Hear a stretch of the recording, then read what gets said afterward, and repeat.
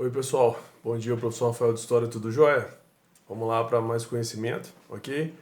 Hoje nós vamos falar sobre o período lá dos descobrimentos da América, das colonizações que vão acontecer na África e na Ásia, ok? Pelos europeus. Então, entre os séculos XV e XVII, né, que é no final da Idade Média e início da Idade Moderna, somente os europeus vão se lançar para o mar.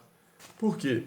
A Europa já estava mudando a sua forma de pensar, acabando com aquelas ideias lá do feudalismo, né?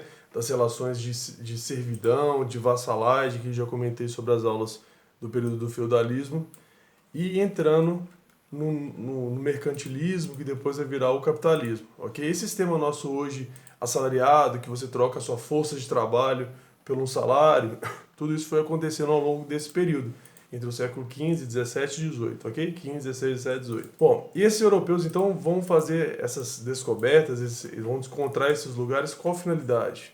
Primeiro, fazer comércio, né? Então, eles queriam fazer trocas comerciais. E, obviamente, a maioria delas a favor deles. Né? Não culpo eles. Eles estão tendo esse trabalho todo para ter dinheiro, né? Segundo, exploração. Então, eles vão querer retirar desses locais que eles estão achando materiais, matérias-primas e tudo mais, para poder trazer para a Europa e fazer os processos deles. Lembra lá que em 1750, que é no meio do século XVIII, vai ter a primeira Revolução Industrial. E como todo mundo sabe, você tem indústria, tem que ter matéria-prima para fazer o produto. Né? A indústria é transformar a matéria-prima num produto final.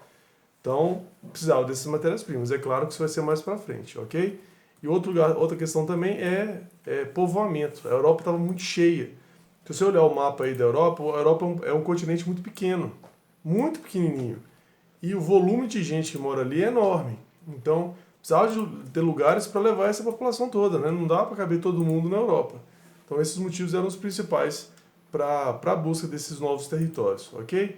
Mas é fortemente comercial, né? Financeiro. E por que isso vai acontecer só que no século XV? Aconteceu 15 séculos antes deles. Por que não aconteceu isso antes? Porque existia um ambiente, um cenário apropriado para aquele momento, para isso acontecer. Primeiro, lembra que eu falei para vocês na Idade Média que era cheio de fazendinhas, que a gente chamava de feudo, ok? E cada feudo tinha o seu senhor, aquela pessoa que governava, então era muito descentralizado. Cada fazendinha com o seu, entendeu?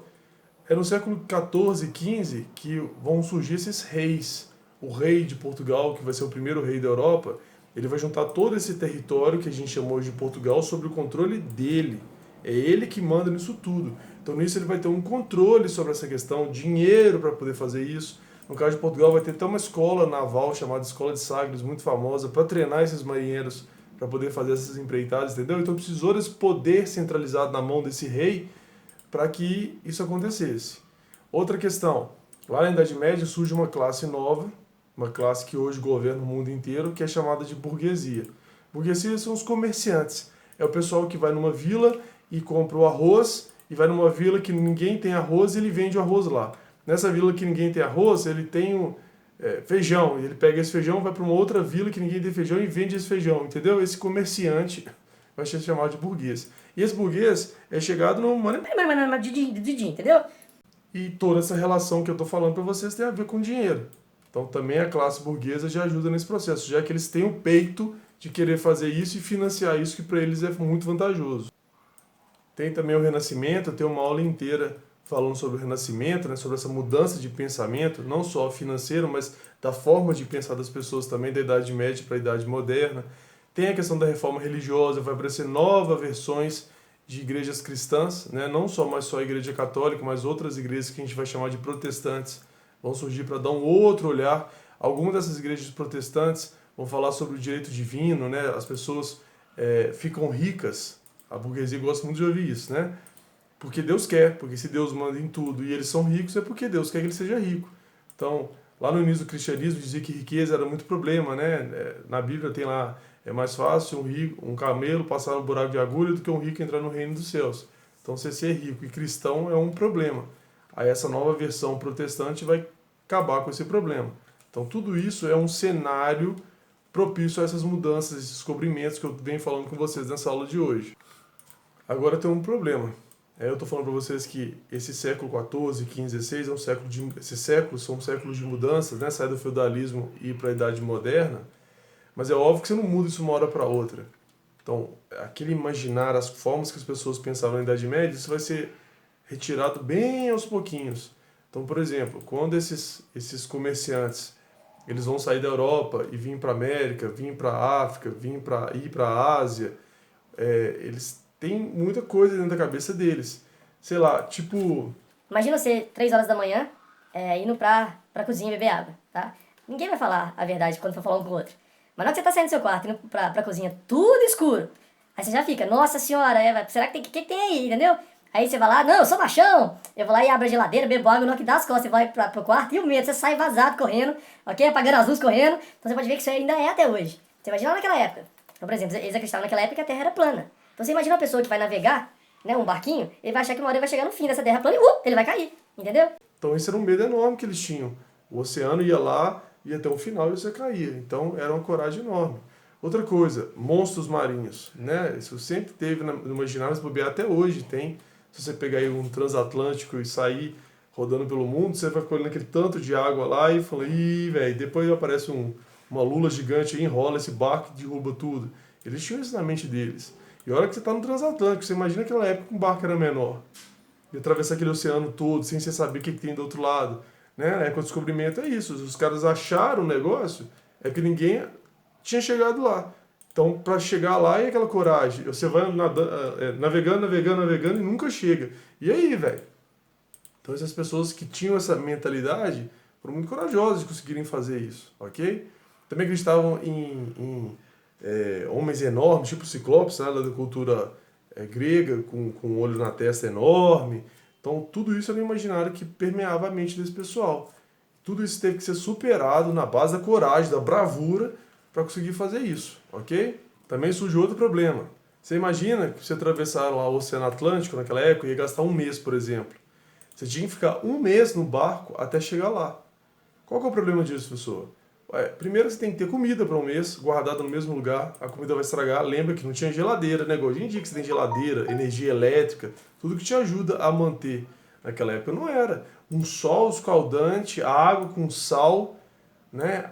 Água para beber. Então, como é que você estoca esse tanto de água para tanta gente num espaço desse? Você precisa de espaço também no barco para trazer a mercadoria de volta. Doenças, vão começar a surgir muitas doenças. Por exemplo, uma que era muito famosa era o tal da escorbuto, que os marinheiros tinham muito, e depois vão descobrir, se eu não me engano, até vi na faculdade, que foi um brasileiro de Salvador que descobriu a resolução desse problema do escorbuto. Escorbuto era falta de vitamina C. Então ele fazia lá tipo uma junção de laranja, limão, abacaxi, vitamina, frutas cítricas. Essas que você faz assim pra poder, né, comer? Tudo tem muita vitamina C. Então, se eu não me engano, a primeira pessoa a pensar nisso foi o cara de Salvador. E então ele fazia essa junção dessas frutas e pedia para os marinheiros no caminho comer, porque aí era vitamina C e ele não tinha escorbuto. Mas isso foi um problema enorme, muita gente morreu disso na época. Então, alimento, água, doença, higiene, né? Como é que você toma banho? Você já tem pouca água para tomar, você imagina para tomar banho? Pula no mar. Quem já foi no mar sabe muito bem que você entra no mar, você sai todo pregando do sal. É igual você entrar num rio. No rio não, você sai, a não ser que esteja poluído, né? Mas se ele estiver limpinho, você sai limpo. Agora do mar, qualquer um que foi na praia, na hora que você sai pregando. Então não adianta tomar banho no mar. Então a higiene era algo complicado. Você já não tinha água para tomar, imagina para tomar banho. Então tudo isso foi um problema muito sério que eles foram resolvendo aos pouquinhos. Né? Não é à toa que está aqui a América que eles acharam.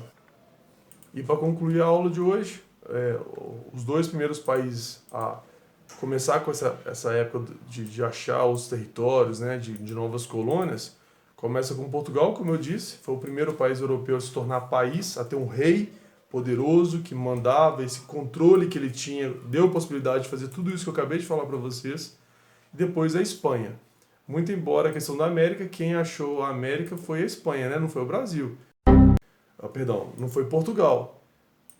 O Pedro Álvares Cabral chega aqui no Brasil, mas ele chega em 1500. Se não me engano, 8 anos antes, que foi em 1492, Cristóvão Colombo, por causa da Espanha, chega lá onde hoje é o Caribe. Então, quem achou a América mesmo foi a coroa espanhola, não foi a portuguesa. Por mais que a portuguesa tenha sido a primeira primeiro país a se formar, ok? Então tudo isso aí faz parte desse imaginário, dessa forma dos europeus compreenderem a terra e como eles vão usar isso a favor deles na questão econômica, beleza? Então tá dita a aula aí, qualquer dúvida, estou aqui à disposição para ajudar.